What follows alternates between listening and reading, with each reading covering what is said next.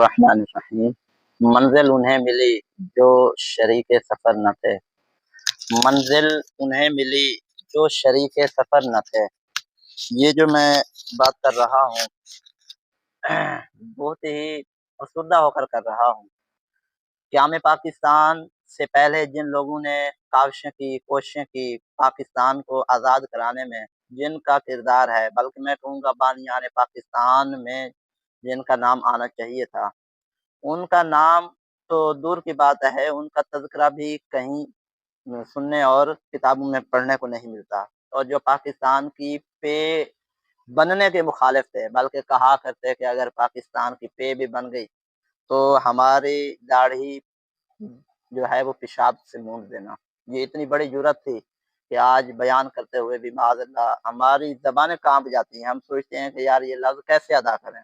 लेकिन उस वक़्त लोग थे जो अंग्रेज़ के वफ़ादार थे, अंग्रेज़ों को नवाज़ रहे थे, बल्कि मैं कहूँगा कि वो अंग्रेज़ों के ऐसे वफ़ादार थे, फिर उनको किसी को खान बहादुर का नाम लक़ब मिला और किसी को क्या, किसी को क्या।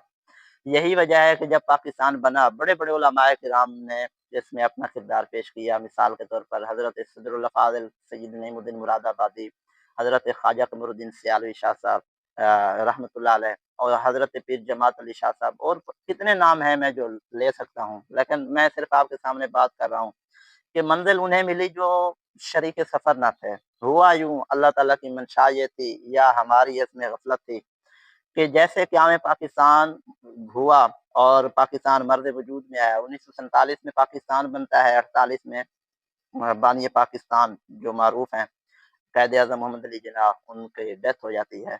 और फिर करीब ही बहुत सी ऐसी अमवात होती हैं जो क़याम पाकिस्तान में अपना किरदार पेश कर रहे थे, और वो 2-3 तरह की वजूहात से उनको साइड पे किया गया। कुछ तो वो थे जिनको इक़्तिदार में आने ही ना दिया, कुछ वो थे जो फ़ौत हो गए बहुत जल्द, और वो जो मकसद था पाकिस्तान बनाने का कि पाकिस्तान का मतलब क्या, ला इलाहा इल्लल्लाह, कौन हमारे रहनुमा मुहम्मद रसूलुल्लाह, ये जो मकसद था, इस मकसद को पाने में फिर बहुत सारी जो है वो हमें नाकामी हुई।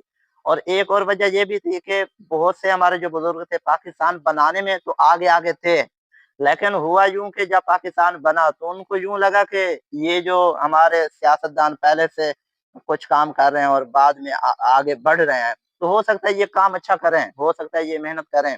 पाकिस्तान एक अमली तरीके से इस्लामी जो है वो मशक़गाह बने, इस्लाम नाफ़िज़ करने की जगह बने। उनको लगा शायद हम नहीं भी आएँगे आगे तो बहुत अच्छे लोग आगे आएँगे। लेकिन शूमिए किस्मत, वो हज़रात भी गोशा नशीन हो गए। वो चाहे उलमाए किराम हों, चाहे वो गद्दी नशीन हों, चाहे वो फिर जनाबे वाला पीर साहिबान हों, और चाहे वो फिर बड़े-बड़े सज्जादा नशीन हों। उन्होंने अपना जो दर्स व तदरीस का सिलसिला था वो जारी रखा। नतीजा ये निकला कि क़याम पाकिस्तान तो हो चुका, लेकिन अंग्रेज़ जाते-जाते अपने गुलाम छोड़ गए। आज यही वजह है, गरीब गरीब तर हो रहा है, अमीर अमीर से अमीर तर हो रहा है, क्योंकि उनके गुलाम उन्हीं की गुलामी वाली सोच हमारे ऊपर थोपना चाहते हैं। अब इस पर मैं कई मिसालें दे सकता हूँ, लेकिन ये है कि हालात हाज़िरा पर तबसरा करना आजकल तो ऐसे ही है जैसा कि चींटी को ऐनक पहनाना, क्योंकि ये ऐसा नामुमकिन सा होता जा रहा है कि अगर हक़ कहें तो कहें किसको, सच कहें, कहें किसको? सारे ही ख्वाब-ए-ग़फ़लत में हैं।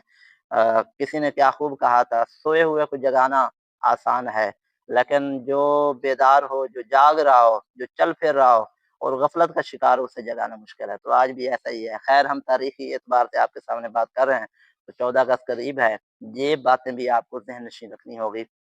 अल्लाह पाक हम सबको 14 अगस्त का और जो क़याम पाकिस्तान हमारे दिखने में आ रहा है, 76-77 साल हो रहे हैं, अल्लाह ताला हमें ऐसे रहनुमा दे जो सहाबा किराम के नक्शे कदम पे चलने वाले हों।